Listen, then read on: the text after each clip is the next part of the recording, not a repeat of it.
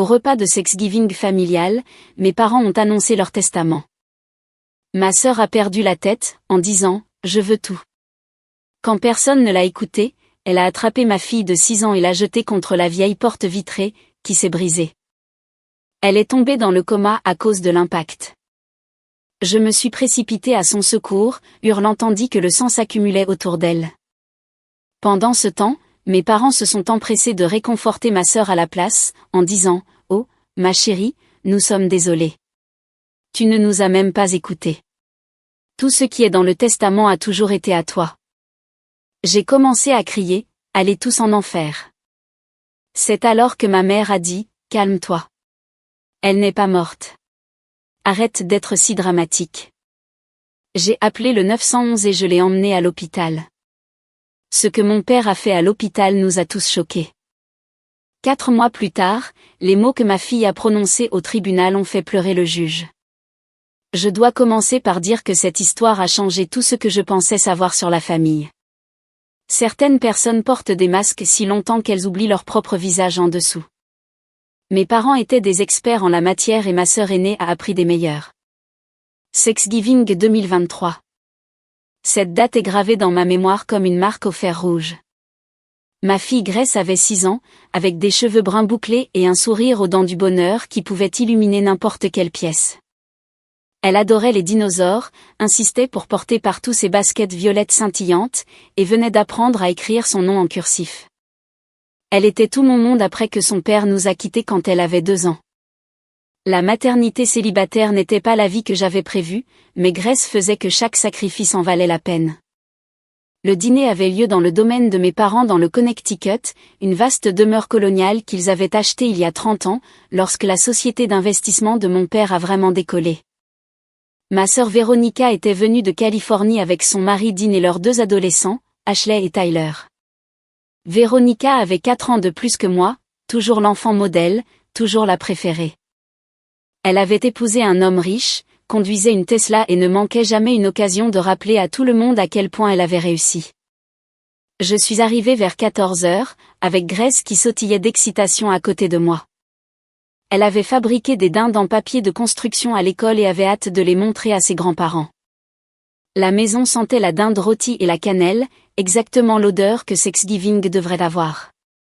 Ma mère nous a accueillis à la porte, portant son collier de perles et un sourire crispé. « Tu es en retard », a-t-elle dit, jetant à peine un regard à Grace. Nous étions en avance de 10 minutes. L'après-midi s'est écoulé au rythme de plaisanteries forcées et de critiques à peine voilées. Ma mère a commenté mes cheveux, mes vêtements, ma décision d'apporter des petits pains du commerce au lieu de les faire maison. Véronica tenait salon dans le salon, parlant de ses récentes vacances aux Maldives et de l'admission de sa fille à Stanford. Grace jouait tranquillement avec ses dinosaures en plastique dans un coin, levant de temps en temps ses grands yeux bruns vers moi. Le dîner lui-même fut tendu. Mon père était assis en bout de table, parlant à peine, tandis que ma mère était aux petits soins pour Véronica. Grace était assise à côté de moi, coupant soigneusement sa dinde en tout petits morceaux.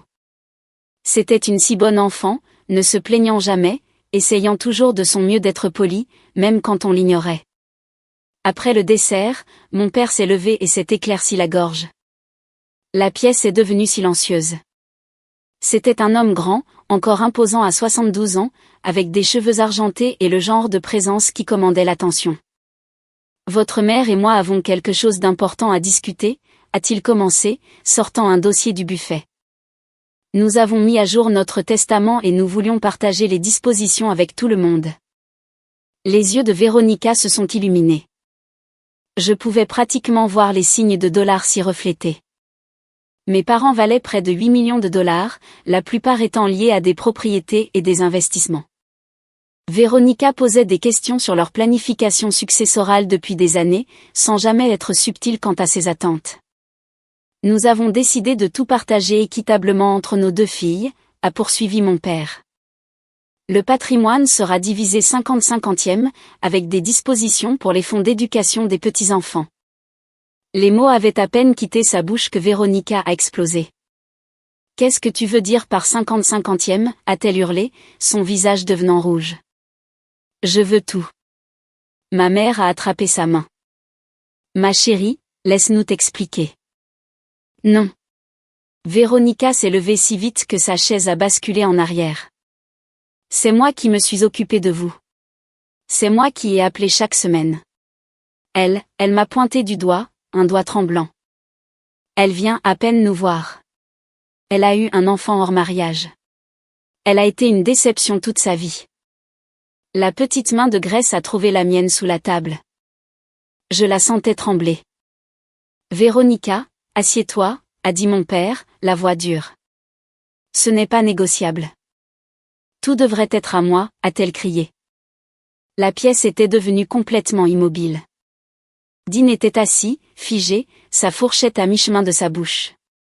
Ashley et Tyler fixaient leurs assiettes. C'est moi qui ai réussi. C'est moi qui ai fait quelque chose de ma vie. Je mérite tout. La mâchoire de mon père s'est crispée. La décision est finale. Vous recevrez toutes les 2 départs égales, et nous n'en discuterons plus. Quelque chose dans l'expression de Véronica a changé. Puis ses yeux sont devenus froids et calculateurs, balayant la pièce jusqu'à se poser sur Grace.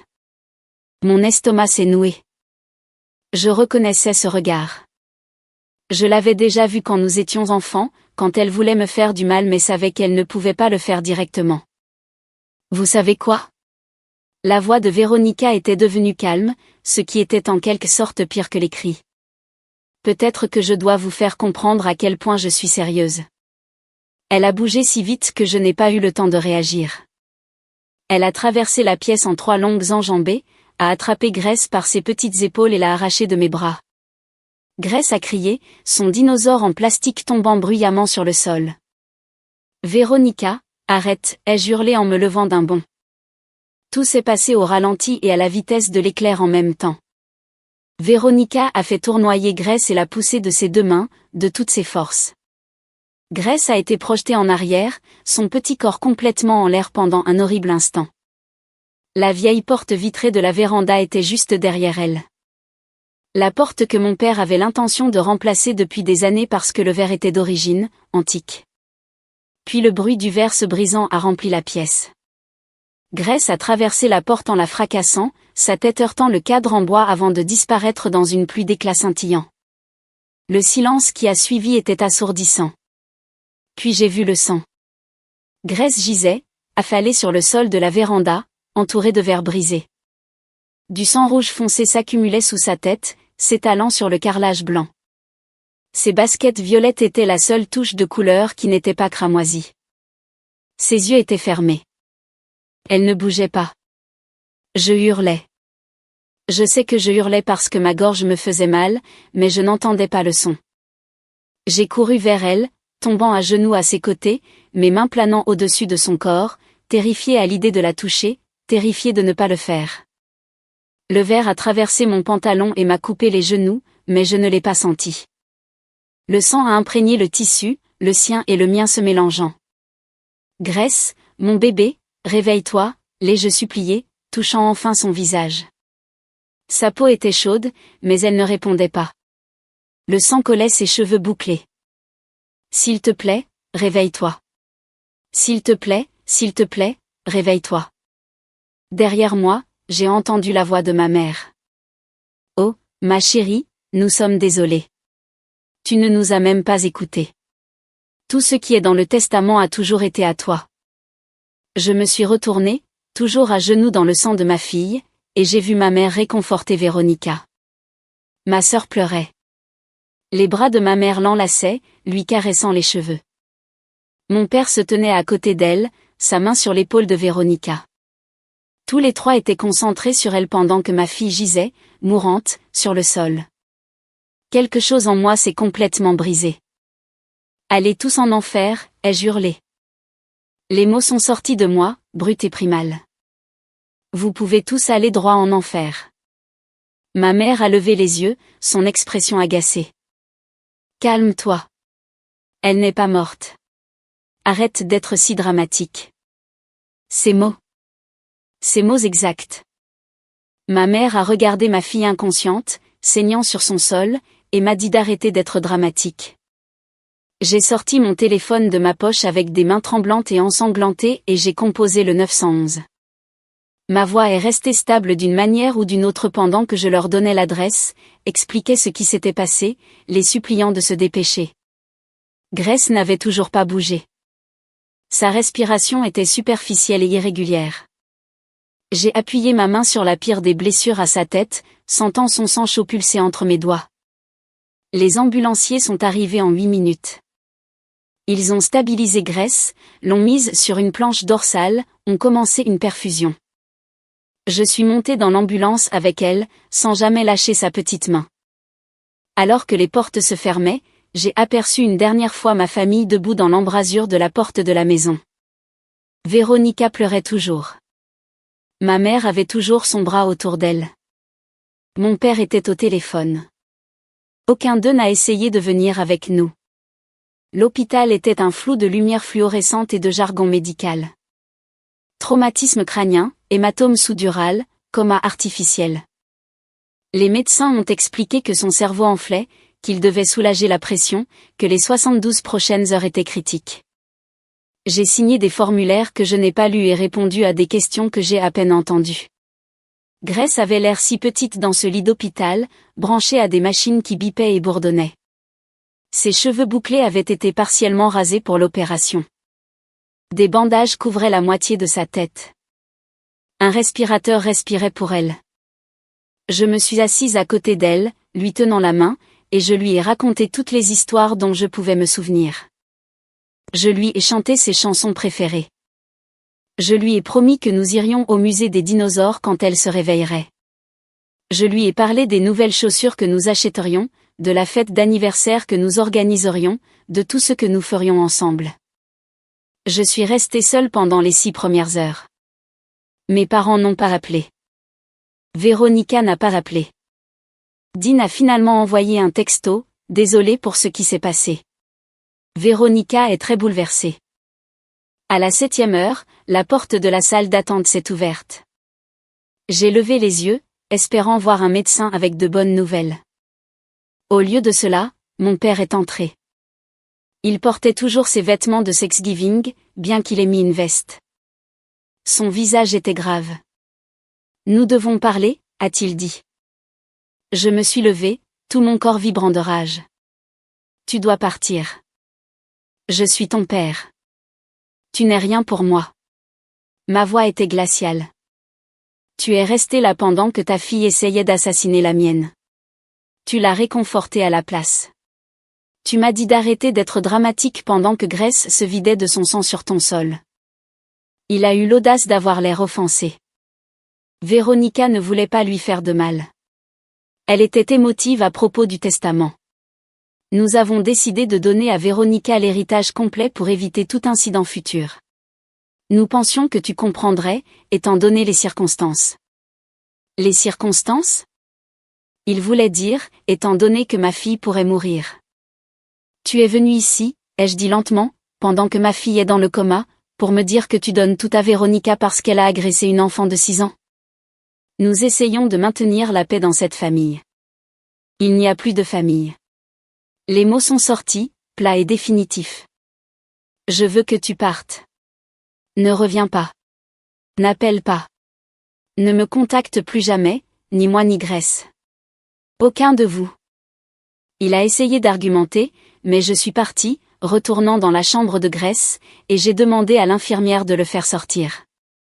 Elle a jeté un coup d'œil à mon visage et a passé l'appel. La sécurité l'a escorté dehors. Il est parti sans trop protester. J'ai réalisé alors qu'il avait obtenu ce pourquoi il était venu, m'annoncer le changement de testament et apaiser sa propre culpabilité en prenant des nouvelles de Grace à distance. Les jours suivants se sont confondus.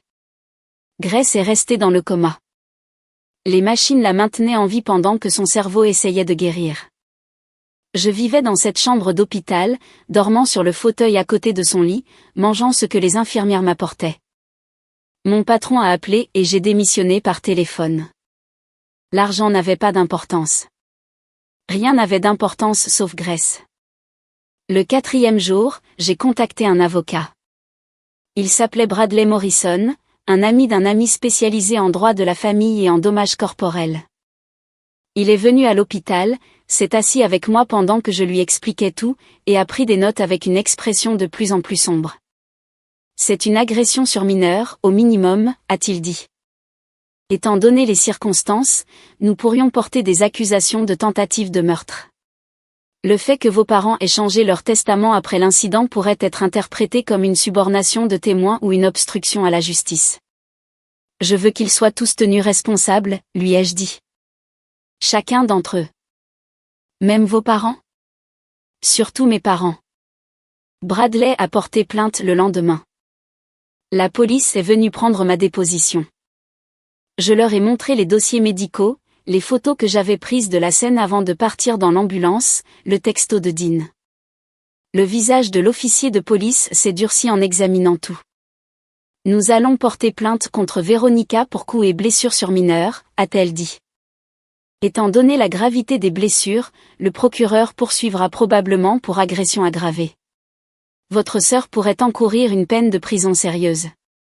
Bien, ai-je dit, et je le pensais.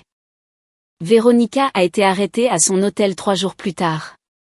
Mes parents ont payé sa caution en quelques heures et ont engagé l'avocat de la défense le plus cher de l'État. Leur stratégie est rapidement devenue claire, me blâmer.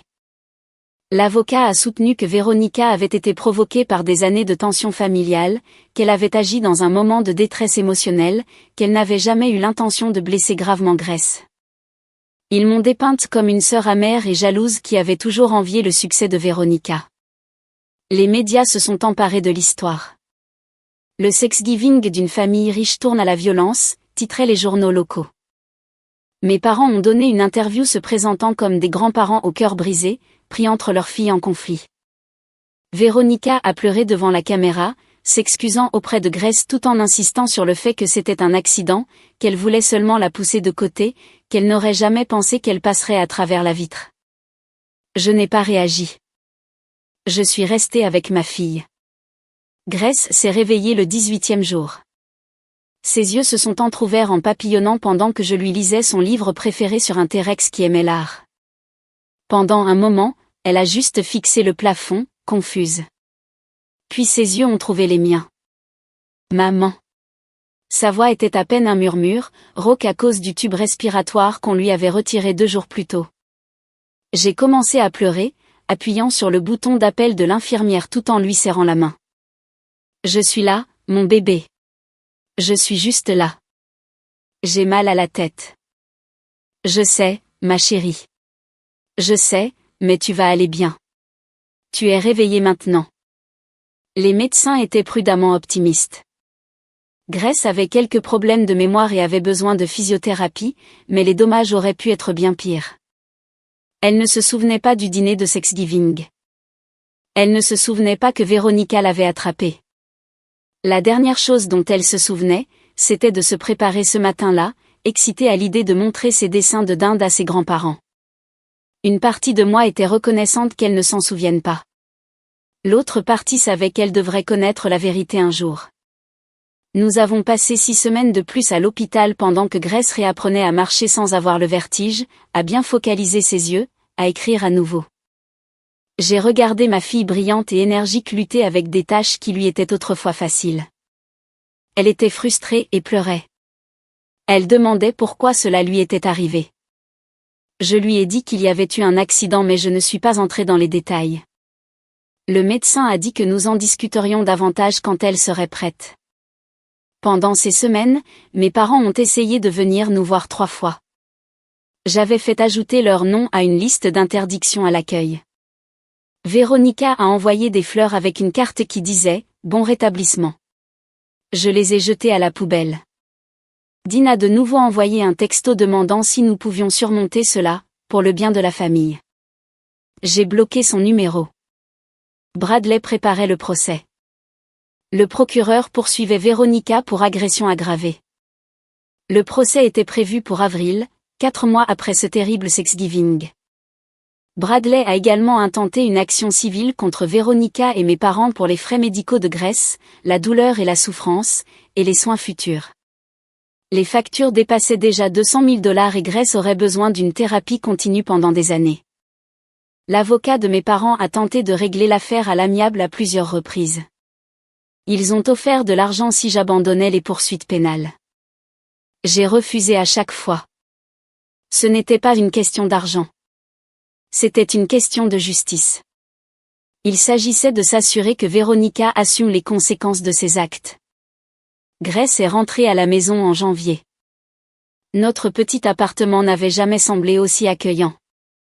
J'avais décoré sa chambre avec toutes ses choses préférées, ses affiches de dinosaures et sa literie violette. Elle a pleuré en la voyant. Des larmes de joie, cette fois. Nous avons établi une nouvelle routine de rendez-vous médicaux et de séances de thérapie. Grace travaillait dur, déterminée à retrouver une vie normale.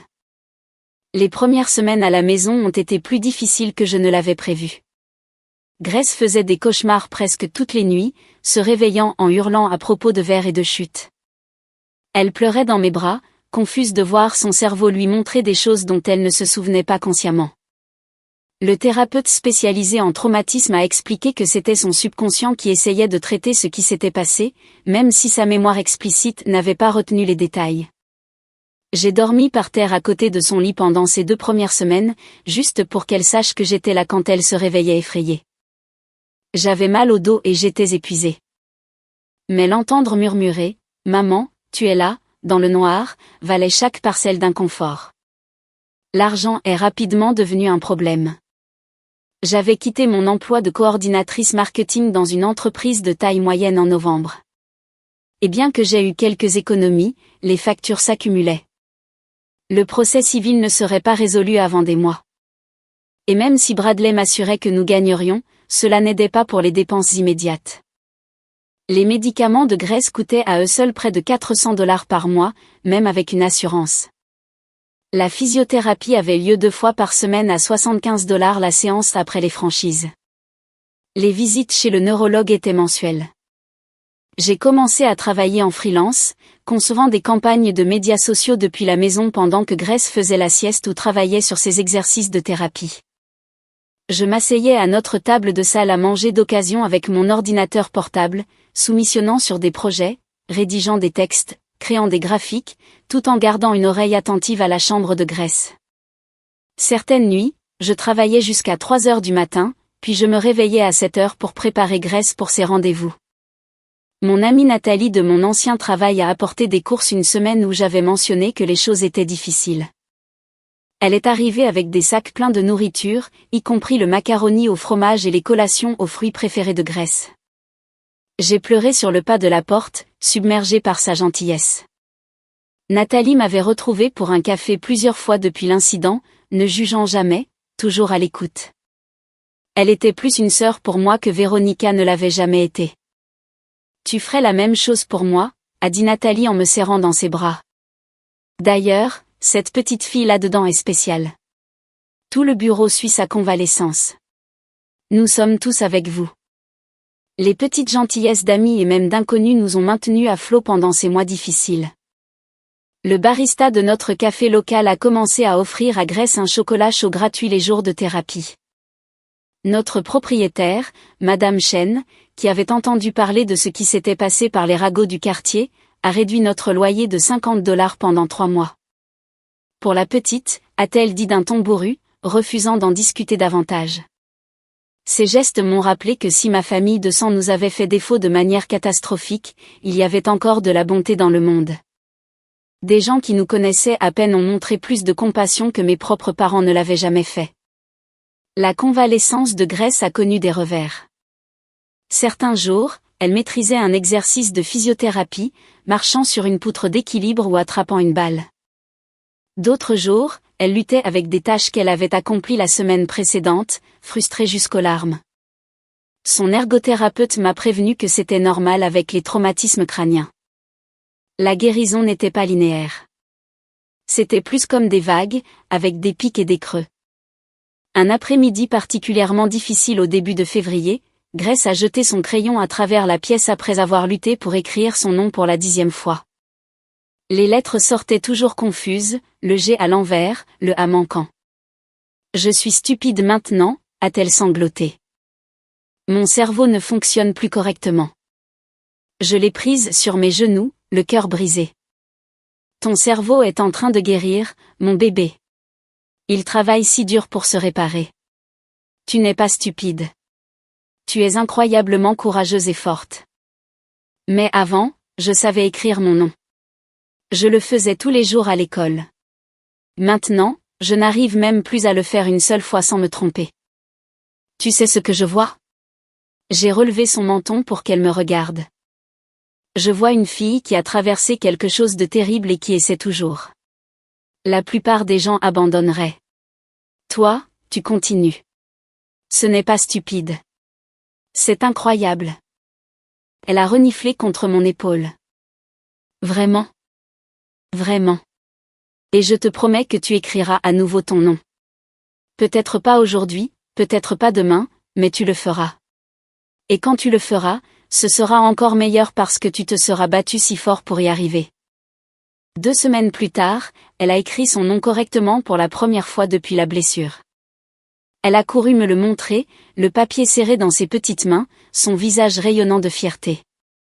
Nous avons célébré avec des coupes glacées pour le dîner, dansant dans la cuisine sur ses chansons préférées. Les petites victoires signifiaient tout. Pendant ce temps, Bradley construisait notre dossier méthodiquement. Il avait engagé un détective privé qui avait découvert des informations intéressantes sur le passé de Veronica. Apparemment, ce n'était pas la première fois qu'elle avait des accès de violence lorsque les choses n'allaient pas dans son sens.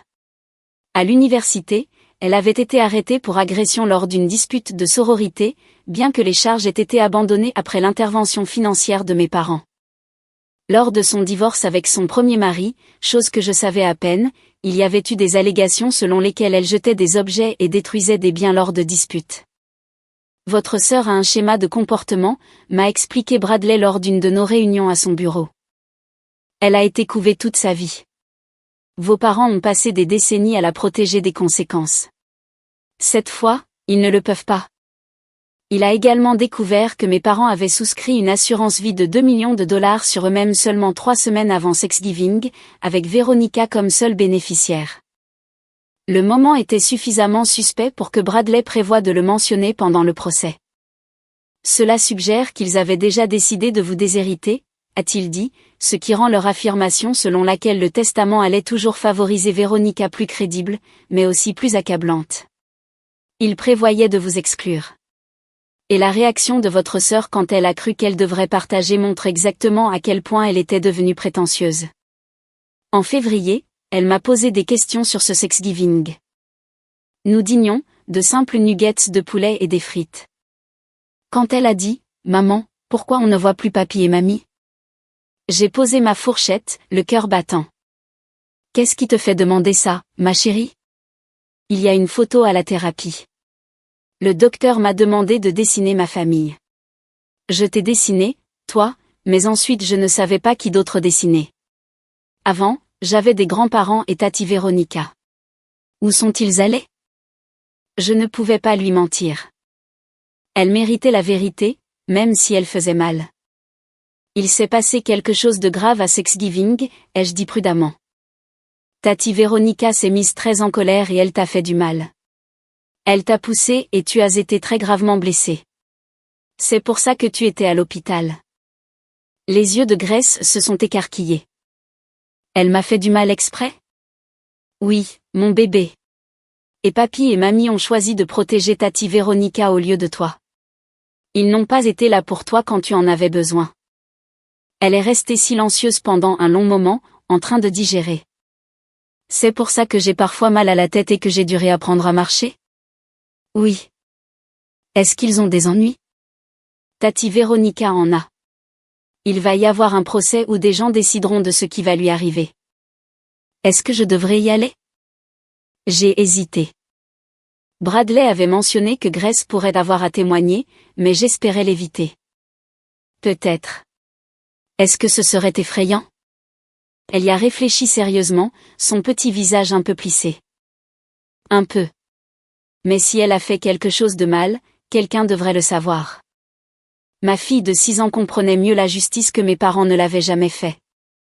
Mars est arrivé avec les premiers signes du printemps et les derniers préparatifs pour le procès. Bradley a rencontré Grace plusieurs fois, toujours en présence d'un psychologue pour enfants, pour la préparer à ce que pourrait être un témoignage.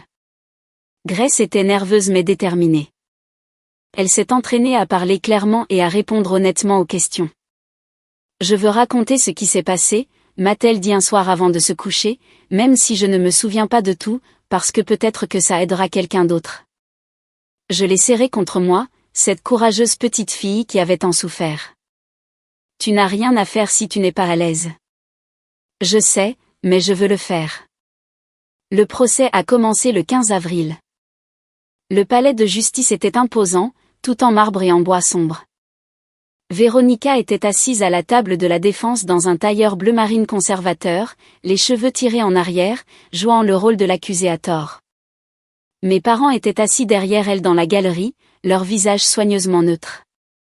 Ils ne m'ont pas regardé quand je suis entrée. L'accusation a présenté son cas méthodiquement. Les dossiers médicaux montrant l'étendue des blessures de Grace. Des photos de la scène. Le témoignage des ambulanciers qui sont intervenus. Mon témoignage sur ce qui s'est passé. J'ai guidé le jury à travers chaque détail horrible. J'ai gardé ma voix stable, mes yeux sur le procureur, sans jamais regarder Véronica ou mes parents. La défense a essayé de présenter cela comme un accident tragique. Ils ont fait venir des experts qui ont parlé de lapsus momentané de jugement, du fait que Véronica était sous un stress extrême, qu'elle n'avait jamais eu l'intention que Grace traverse la porte vitrée. Ils ont souligné le casier judiciaire vierge de Véronica, sa carrière réussie, ses propres enfants qui avaient besoin d'elle. Mes parents ont témoigné pour la défense. Mon père a affirmé que j'avais toujours été jalouse de Véronica, que j'avais exagéré l'incident. Ma mère a pleuré à la barre, racontant comment cela avait déchiré leur famille, comment elle voulait juste que ses filles se réconcilient. Aucun d'eux n'a mentionné Grace par son nom. Aucun d'eux n'a reconnu ce que leur petite fille avait enduré. Puis ce fut le tour de Grace. Bradley avait dit au juge que Grace témoignerait, mais n'avait pas précisé quand. Il voulait garder son témoignage pour la fin, quand le jury aurait tout entendu. La défense s'y est opposée, mais le juge l'a autorisé. Grace portait sa robe violette préférée, celle avec des dinosaures sur les poches. Ses cheveux avaient suffisamment repoussé pour couvrir la majeure partie de la cicatrice. Elle avait l'air si petite en se dirigeant vers la barre des témoins, l'huissier l'aidant à monter sur le siège. Le juge lui a parlé doucement, lui expliquant qu'elle devait juste dire la vérité sur ce dont elle se souvenait. « Bonjour, Grace, » a dit Bradley, sa voix douce. « Peux-tu nous dire ton nom et ton âge ? » « Je m'appelle Grace, et j'ai 6 ans. » « Enfin, presque 7. Mon anniversaire est le mois prochain. » « Et te souviens-tu de Thanksgiving l'année dernière ? » ?»« Pas de tout. Je me souviens de m'être préparée et d'être excitée. Je me souviens que ma maman nous a conduites chez mes grands-parents, mais après ça, c'est flou. Te souviens-tu de ce qui s'est passé au dîner ? Non, monsieur. Te souviens-tu de ta tante Véronica ? Les yeux de Grace se sont finalement tournés vers l'endroit où Véronica était assise. Elle a regardé sa tante pendant un long moment. Je me souviens d'elle d'avant. Elle me donnait des cadeaux à Noël, mais je ne me souviens pas l'avoir vue à Thanksgiving. Quelle est la prochaine chose dont tu te souviens ? De me réveiller à l'hôpital. J'avais très mal à la tête et ma maman me tenait la main. Elle avait l'air d'avoir pleuré pendant très, très longtemps. Bradley a laissé cela faire son effet sur le jury. Combien de temps es-tu resté à l'hôpital ? Très, très longtemps. 6 semaines et 4 jours. Comment c'était ? La voix de Grace est devenue plus petite. Effrayant. Je ne pouvais pas marcher correctement au début. J'avais mal à la tête tout le temps. Je ne pouvais pas me souvenir de certaines choses, comme des mots que je connaissais avant. J'ai dû réapprendre des choses, comme écrire et courir. Parfois, j'ai encore le vertige. Est-ce que quelqu'un t'a rendu visite à part ta maman ? Les médecins et les infirmières. Et ta Jem, Bradley, vous êtes venu me parler. Est-ce que tes grands-parents sont venus te voir ? Non. Et ta tante Véronica ? Non. Bradley a fait une pause, laissant le silence s'étirer. Grace, ta maman t'a raconté ce qui s'est passé à Thanksgiving, n'est-ce pas? Oui, monsieur. Elle a dit que Tati Véronica s'est fâchée et m'a poussé contre une porte en verre. C'est pour ça que j'ai été si gravement blessée. Qu'est-ce que ça t'a fait ressentir? Pour la première fois, des larmes ont rempli les yeux de Grace. Triste et confuse. Je ne comprends pas pourquoi elle me ferait du mal. Je suis juste une enfant. Je n'ai rien fait de mal. La salle d'audience était complètement silencieuse. Même l'avocat de la défense, qui avait constamment objecté, était assis, immobile. Le jury était entièrement concentré sur Grace, plusieurs d'entre eux montrant une émotion visible sur leur visage. Tes grands-parents ont dit des choses après que tu aies été blessé. Ta maman t'en a parlé aussi. Elle a dit qu'ils ont aidé Tati Véronica au lieu de moi. Qu'ils ont dit à ma maman d'arrêter d'être dramatique pendant que je saignais. La voix de Grace s'est brisée. Ça ne ressemble pas à ce que des grands-parents devraient faire. Non, en effet. Avant, je pensais que les adultes essayaient toujours de protéger les enfants. C'est ce que ma maman fait. Elle me protège quoi qu'il arrive. Mais je suppose que tous les adultes ne sont pas comme ça. Une jurée au premier rang a essuyé ses yeux. Un autre juré, un homme plus âgé, avait la mâchoire serrée. Le juge a enlevé ses lunettes et les a nettoyées, visiblement affectées. Grace, a dit Bradley doucement. A-t-il autre chose que tu voudrais dire à la cour? Elle y a réfléchi, puis a hoché la tête. Je veux juste que tout le monde sache que ce qui m'est arrivé était vraiment grave. J'ai failli mourir. Je n'ai pas pu faire des choses d'enfants normaux pendant longtemps. J'ai encore des cauchemars parfois sur du verre qui se brise, même si je ne me souviens pas que c'est arrivé. Et ma maman, sa voix s'est cassée. Ma maman a dû être si forte et s'occuper de moi toute seule. Elle n'a jamais quitté mon chevet. Elle a tout abandonné pour moi. C'est ce que fait une vraie famille, pas ce que Tati Véronica et mes grands-parents ont fait. Le silence qui a suivi était profond. Le juge s'est éclairci la gorge bruyamment. Merci, Grace. Tu as été très courageuse aujourd'hui. Alors que Grace revenait vers l'endroit où j'étais assise, tous les regards dans cette salle d'audience étaient sur elle. Elle est montée sur mes genoux, même si elle devenait trop grande pour ça, et a enfoui son visage dans mon épaule. Je l'ai serré fort, mes propres larmes coulant enfin. La défense n'a pas procédé à un contre-interrogatoire. Il n'avait rien à lui dire. Le jury a délibéré pendant moins de 3 heures. Ils ont déclaré Véronica coupable de tous les chefs d'accusation. Agression aggravée, agression sur mineur, mise en danger de la vie d'autrui. Le juge a fixé la sentence 2 semaines plus tard. Lors de l'audience de détermination de la peine, le juge s'est adressé directement à Véronica. Je suis juge depuis 23 ans. J'ai vu beaucoup de choses terribles, mais ce que vous avez fait à cet enfant, et ce que votre famille a fait par la suite, est l'un des cas les plus troublants que j'ai rencontrés. Vous avez agressé une fillette de 6 ans par cupidité et par colère. Vous n'avez montré aucun remords. Vos parents ont encouragé votre comportement et continuent de le faire. Ce tribunal a la responsabilité de protéger les enfants et d'envoyer un message que de tels actes ont des conséquences graves. Elle a condamné Véronica à 8 ans de prison, la peine maximale. Le visage de Véronica est devenu blanc. Ma mère a eu un hoquet de surprise. Mon père s'est levé, criant qu'il ferait appel. Le juge a frappé son maillet. Véronica a été emmenée, menottée. Mes parents étaient assis, abasourdis, alors que la salle d'audience se vidait autour d'eux. J'ai pris Grace dans mes bras et je suis sortie sans un regard en arrière. Dehors, Bradley attendait avec les papiers. Nous allons déposer la plainte civile cette semaine. Étant donné la condamnation pénale, l'affaire civile devrait être simple. Combien de temps cela prendra-t-il, ai-je demandé. Quelques mois, peut-être 6, mais nous gagnerons. La condamnation pénale rend la responsabilité claire. L'affaire civile s'est déroulée séparément au cours des mois suivants. Bradley s'est battu avec ténacité, présentant chaque facture médicale, chaque facture de thérapie, chaque projection pour les besoins de soins futurs de Grace. Les avocats coûteux de mes parents ont essayé toutes les tactiques dilatoires possibles. Mais en septembre 2024, le tribunal civil a rendu son verdict. Les défendeurs ont été déclarés solidairement responsables de tous les frais médicaux, de la douleur et de la souffrance, ainsi que des dommages-intérêts punitifs, pour un total de 3,2 millions de dollars. Cela incluait la thérapie et les soins futurs pour Grace. Le jugement civil comprenait des dispositions qui les empêchaient de profiter de cette histoire ou d'éviter le paiement par la faillite.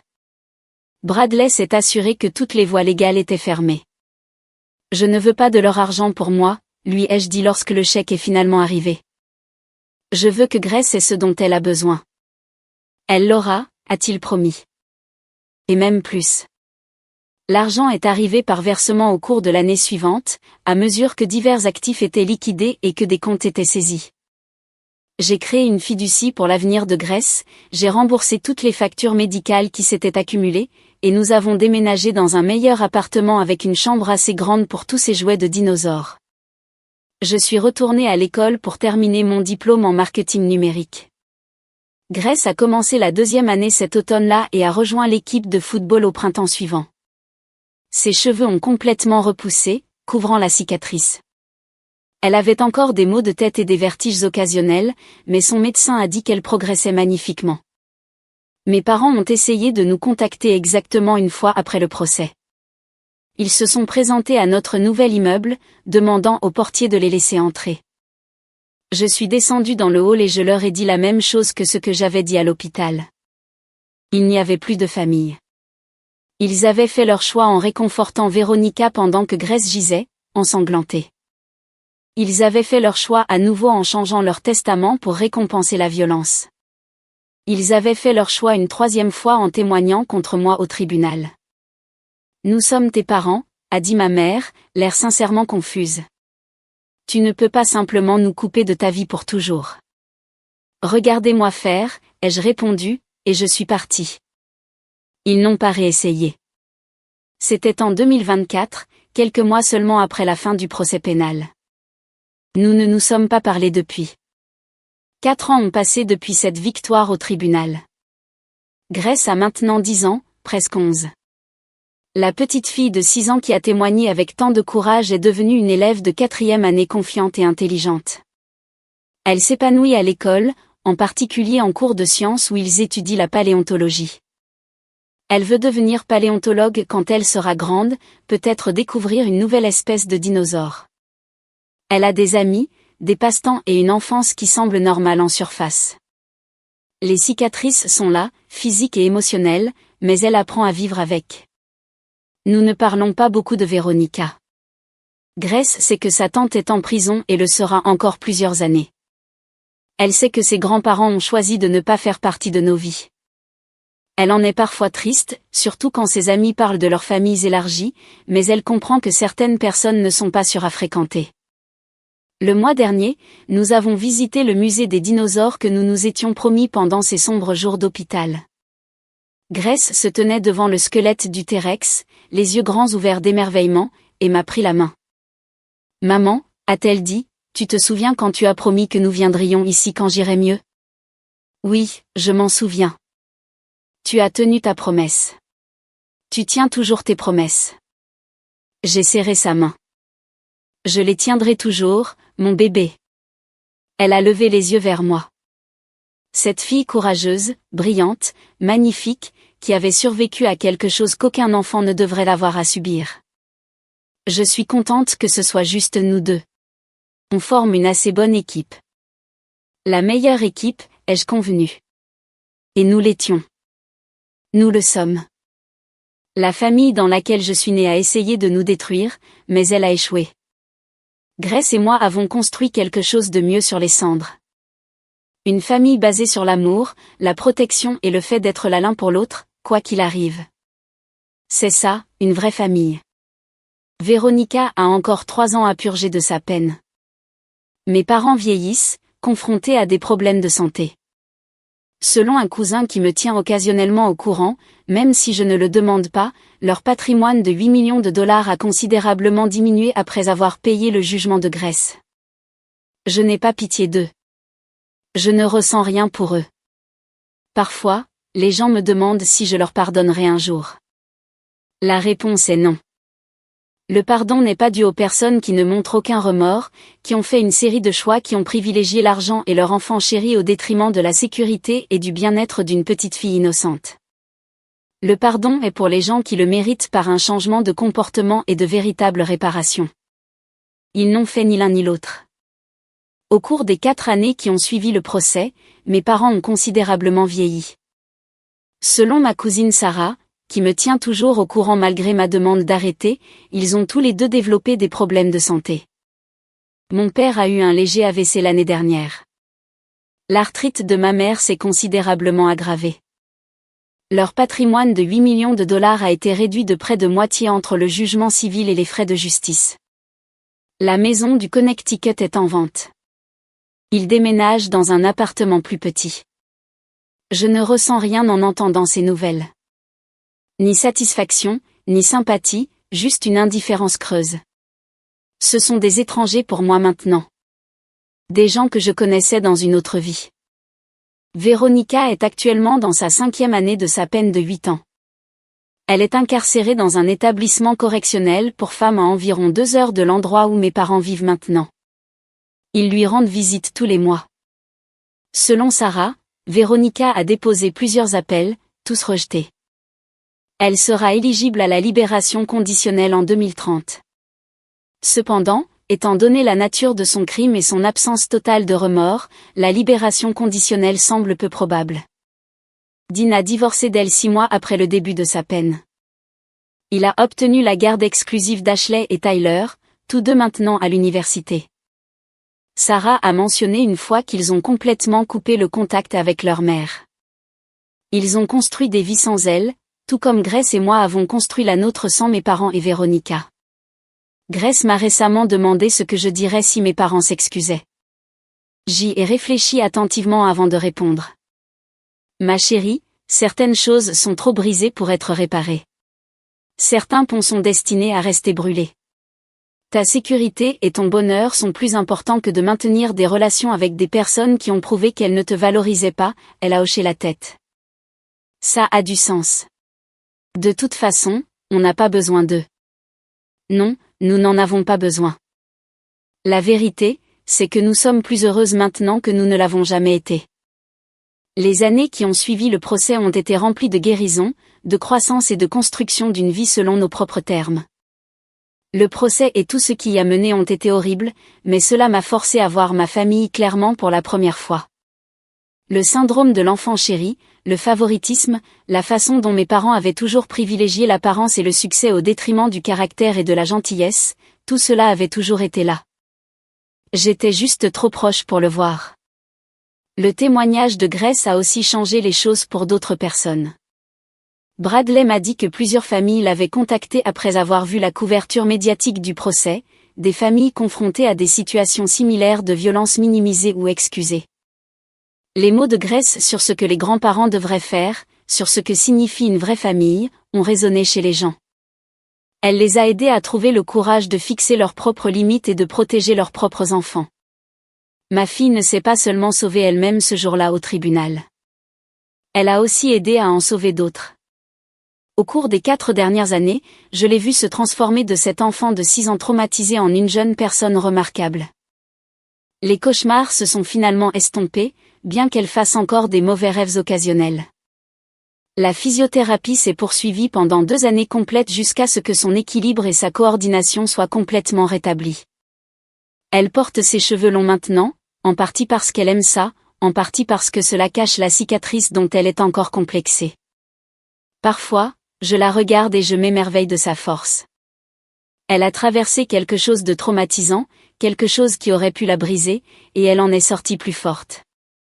Elle s'affirme maintenant d'une manière que je n'ai jamais faite à son âge. Elle connaît sa valeur. Elle sait qu'elle mérite d'être protégée et valorisée. Ce sont des leçons que j'aurais aimé apprendre plus tôt dans la vie, mais je suis heureuse qu'elle les apprenne maintenant. La cicatrice sur sa tête s'est estompée pour devenir une fine ligne blanche, principalement cachée par ses cheveux. La cicatrice sur mon cœur est plus visible, du moins pour moi. Mais les cicatrices sont la preuve que nous avons survécu, que nous avons guéri, que nous sommes toujours là malgré tout ce qui a essayé de nous arrêter. Nous sommes toujours là. Nous nous battons toujours. Nous construisons toujours notre vie ensemble. Et nous le faisons sans les personnes qui auraient dû être à nos côtés, mais qui ont choisi de ne pas l'être. C'est leur perte, pas la nôtre.